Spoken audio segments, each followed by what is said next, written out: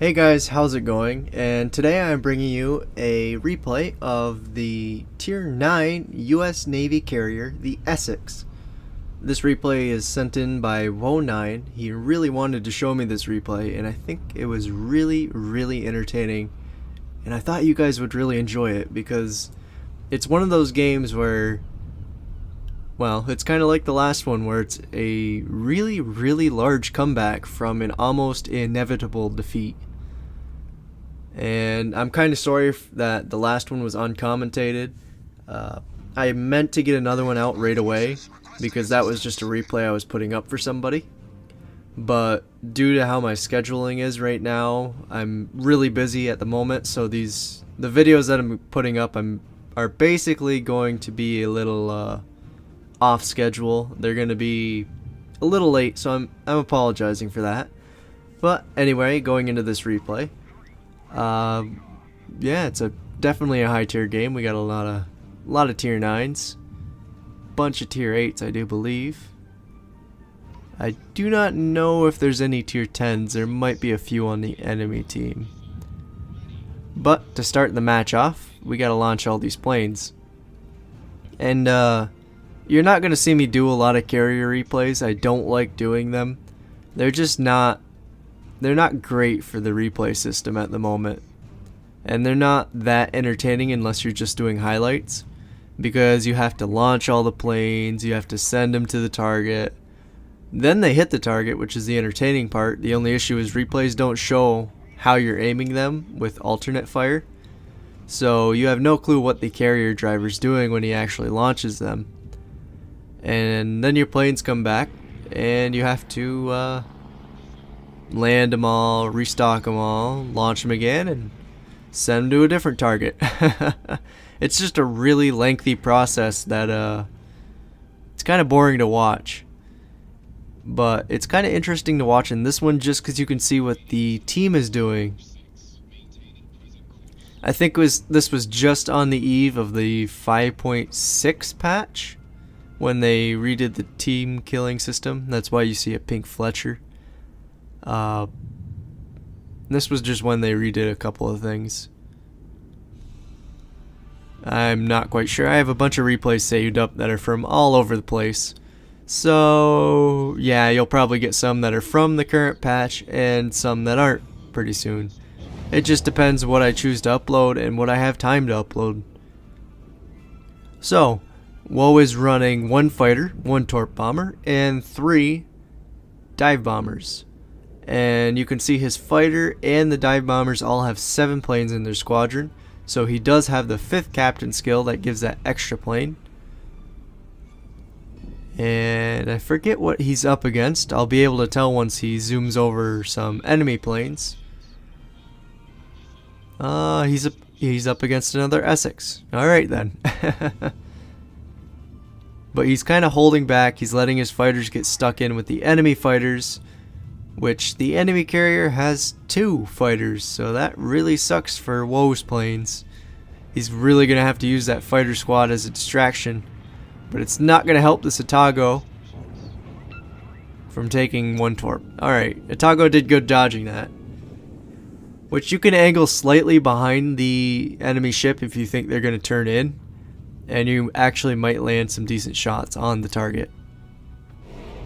But here come the bombers. Unlike the low tier American bombers, tier 8 and up actually have 1,000-pound bombs, which do a ton more damage. And I do believe, if I'm right, you're going to see that against this Atago. If Woe wants to actually show us his planes. Yes, we understand. That scout fighter's a bit annoying. Oh, I guess we're going for the Amagi with that one. 1 bomb hit, 4k damage, 1 fire. So as you can see, it's just like a battleship overpenning. Or not overpenning, just a regular penetration. And that was almost half a squadron. And here comes another one.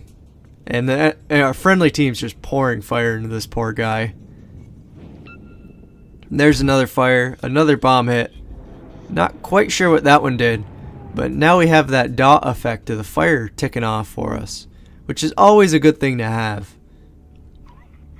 That's just adding to the damage totals. As you can see, any of the airplane squadrons that were actually shot down are now actually coming back up online. But Group 5 was lost, so it now has a 1:30 cooldown before we can actually launch it again. Which, once again, that's something that really sucks with carriers. But that poor Amagi's burning in 2 places, and Japanese damage control party is not amazing. Only runs for 10 seconds. I think it has the same cooldown as American ones, but it can't keep fires out for as long as American ones can. So he's in a bit of a pickle, unless he has the premium damage control party, in which he'll probably get those fires out and still have some health to work with. Sorry, I kind of got something in my throat. So, how's the teams doing? We've lost a battleship, a cruiser, and 2 destroyers. Enemy team lost that Otago. So, not great so far. We only have the Bravo cap, and the enemy team has Alpha and Charlie. Yeah. Team? Please? And there of course goes the, I believe that was the enemy Amagi that just sunk. It was a flesh wound from, I think, a Fletcher who got detonated. I can't quite confirm if that was a Fletcher, but I'm gonna guess just by the withering amount of fire that was going into that Amagi, because one of the fires on that was not Woe's. And there's 1 torpid off on the Hatsuharu. Sadly, not more than 1, or that Hatsu would have gone to the bottom. But Woe could be in danger from the Hatsuharu, because that destroyer has basically a straight shot right to his carrier. And there goes a Fletcher from the enemy team, bringing the scores up to 5-3 for kills, or not kills, deaths. So still not in Woe's team's favor. They have about half the points of the enemy team, and looks like the enemy carrier is trying to even that out somewhere. But for now, Woe has to take care of that Hatsuharu class destroyer, because it's either going to charge him or it's going to go for this Iowa, which is one of their top battleships, and they don't want that disappearing off the map. And there's the Hatsu. Here come the bombers. Oop, nope. Pulled back from that run. Will they come around again? Come on, kill that Hatsu off. We don't want him. And they all miss. Thank you, dive bombers. I guess that's what you can expect at this point, because, you know, dive bombers are not the most accurate thing in the world. Of course, just as I say that, there's another 4,000 damage and a fire for that Hatsu. And Woe still has 1 more bomber squadron. So, if that squadron actually makes a decent drop, that Hatsu's done. And I think that Hatsu's still burning. He has not put out that fire yet. And he's getting dangerously low on health. Nope, he just put the fire out. Teammate kills the Hatsu right before Woe's bombs drop. Bombers still drop their bombs because they went beyond the point of no return. And so those have to make a trip back to the carrier. Once again, Woe's fighters are getting beaten to shit by the enemy's carrier's 2 fighters. But thankfully they're over some friendly ships, and so the enemy carrier will be losing a lot of fighters to that, to the profit of Woe and the friendly ships.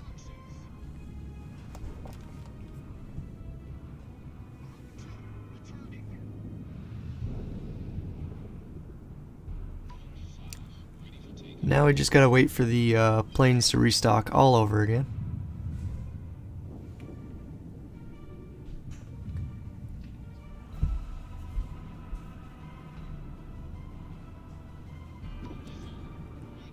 Oh, come on. That's not the best positioning for an Iowa class battleship right there. You really don't want to be broadside to another Iowa, but it looks like he might get away with that. Possibly? Ooh, he just took a major hit. There's no getting away from that. But that Hipper is not paying too much attention here, or he doesn't have defensive fire, And that's some pain on that hipper. 3 torp hits, almost killed him. 1 flooding, but looks like he repaired that.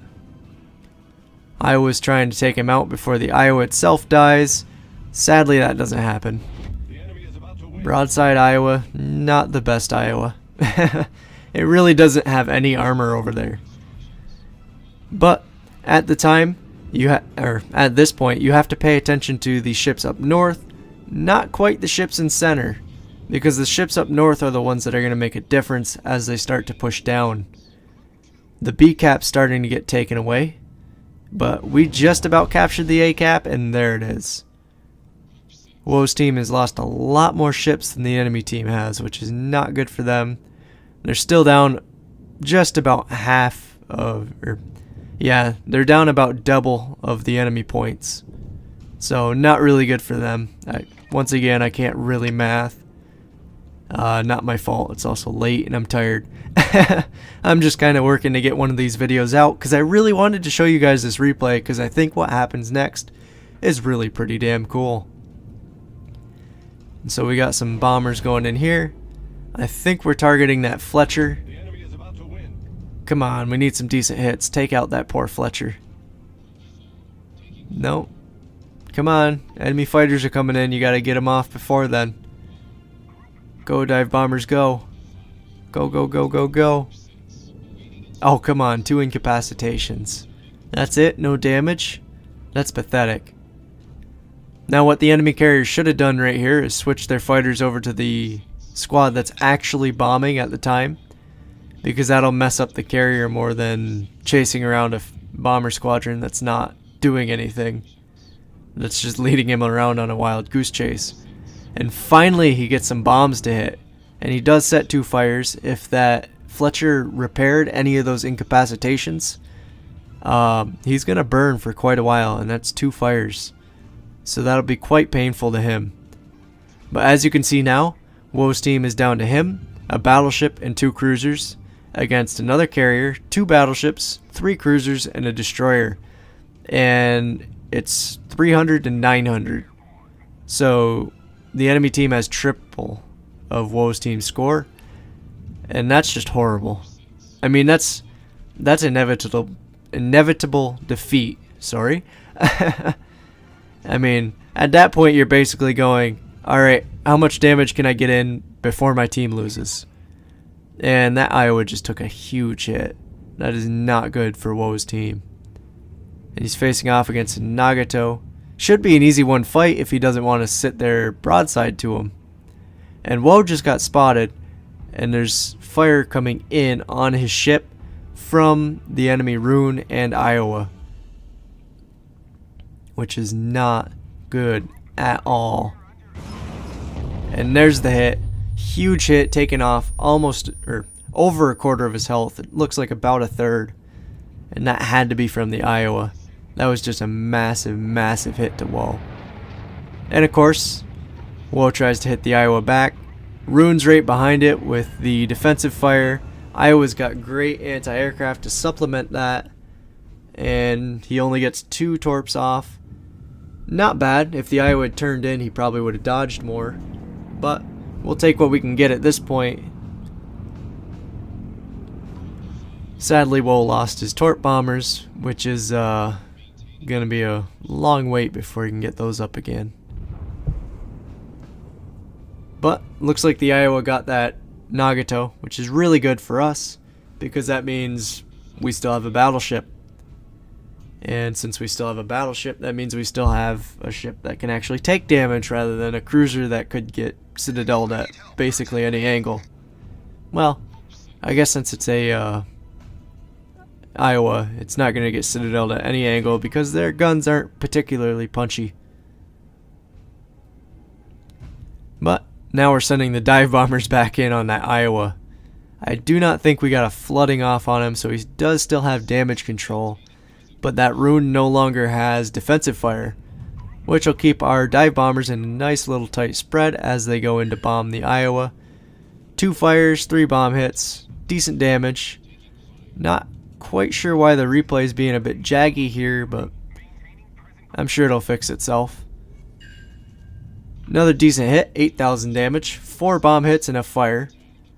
Hopefully that Iowa used its damage control so that we still can get a fire on him that burns continuously.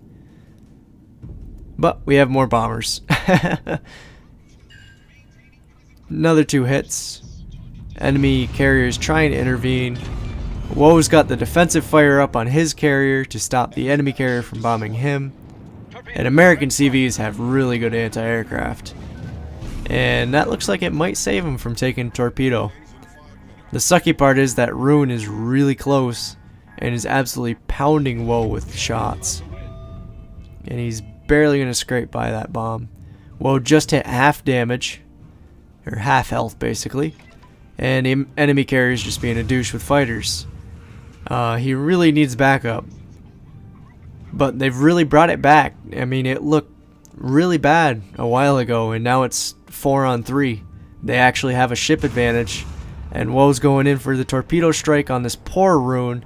Rune makes the wrong decision to turn out a bit too late and eats every one of those torpedoes and gives Woe basically 3 medals and a devastating strike going into the medals, but first kill of the game. So great. Now we got a New Orleans to deal with, who's also really close for comfort. And it's still 900 to 700, so the enemy team still could win if that New Orleans is smart, runs away, and just keeps them from taking that cap, or getting in it in the first place. But I don't think he'll be able to. Our remaining ships are working together really nicely, along with having a carrier still in the game. Would be able to flush him out from any cover he was behind, and so basically he's screwed.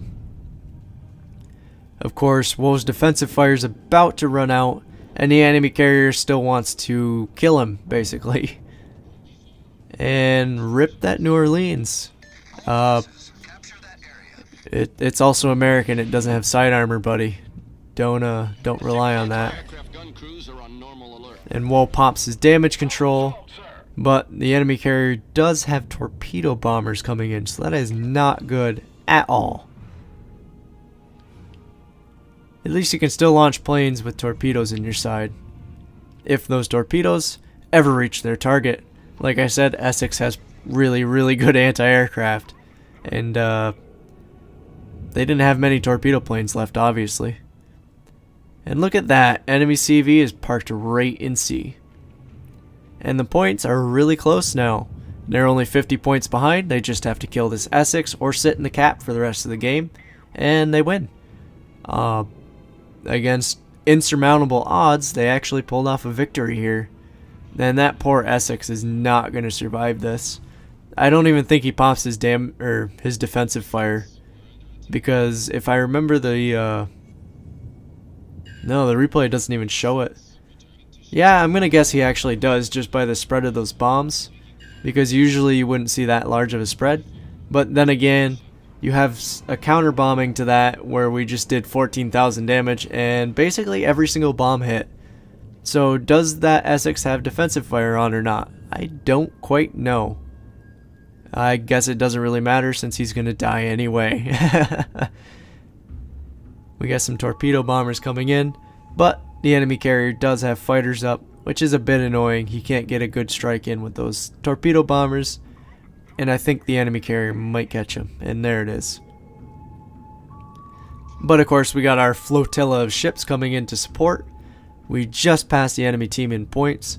There is no way we can lose this at this point unless we magically lose a ship, which I don't foresee happening, especially with that enemy carrier on such low health. Really, Woe just has to get a really good torp bomber strike in, and he's done. Enemy carrier doesn't have any fighters anymore, if those are on recall. And he doesn't have long for this world. He's cornered.